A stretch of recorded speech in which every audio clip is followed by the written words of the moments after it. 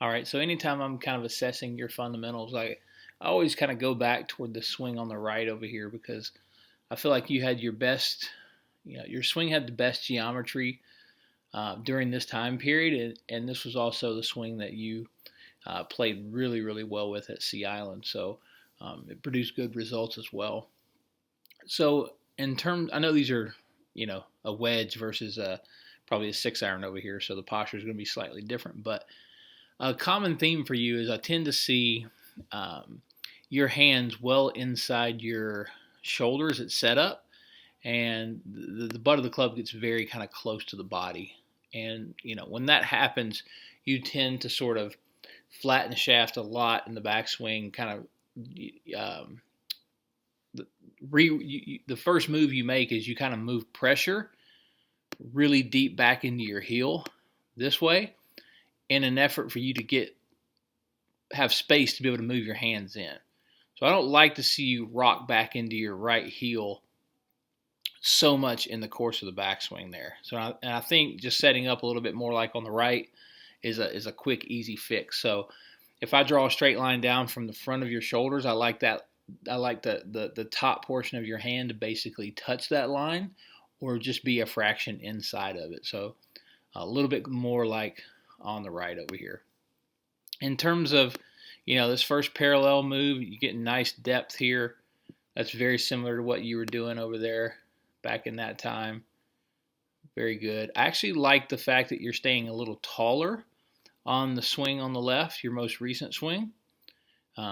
Very good hand path depth still, shafts working on a good plane, and you seem to be kind of maintaining your height a little bit better, which I really, really like. In terms of this top of backswing position, so really a wedge should probably be somewhere about right here. Being able to maintain the structure of your arms and not overflexing that right arm and getting that wrist cupped at the top, because when you do that and you practice pointing the butt of that club, sort of way over here somewhere, I don't really like how that works. I think this picture on the right is the cleanest arm structure.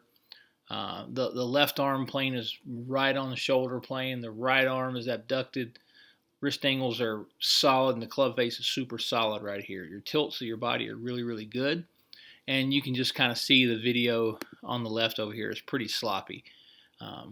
Sloppy with the arms at the top, sloppy with the wrist angles, and sloppy with where that center of mass is positioned. So cleaning that up a little bit, because what that leads to with that butt of the club pointing there is that the initial movement of the butt of the club is very down. So your hand path doesn't really work out as compared to over here on the right. I like to see that lead arm more in that location through the bag, wedges to driver, than where you've got it right now. Your right arm is just overly flexed still at this point in the downswing. So you're obviously staying a little bit closed. When I look at the face-on view, there's an emphasis to kind of get to your left side, and you're staying a little closed with your body. And that may just be because you're not up to full speed yet. But in terms of the rest of the structure and geometry, the tilts, I don't really see anything that kind of stands out, as a problem. I would say the club is going around the corner a lot better over here on the right. There's a lot less flip and throw, and this is an even longer club than what you have there. So I know we're not really working on anything right now, but the basic fundamentals would be, let's clean up the posture, and then let's clean up the arm structure at the top, where we're not letting that right arm flex or overflex, I should say. And we're not creating as much extension and sort of lag in that left wrist at the top, because I really don't like seeing this right here.